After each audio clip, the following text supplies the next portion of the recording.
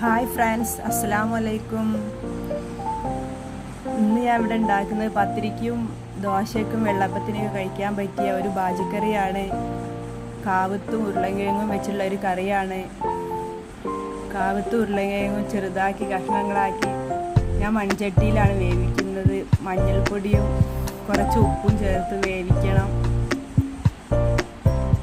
വേവിച്ചതിന് ശേഷം നന്നായി കയ്യിൽ കൊണ്ട് ഉടച്ചെടുക്കണം. പിന്നെ വലിയുള്ളിയും പച്ചമുളക്, കറിവേപ്പില, വെളുത്തുള്ളിയും ചേർത്ത് വറവ് ചെയ്ത് അതിലോട്ട് ഒഴിക്കണം. പത്തിരിക്കും ദോശയ്ക്കും നല്ല ടേസ്റ്റാണ്. നിങ്ങളും ട്രൈ ചെയ്ത് നോക്കണം.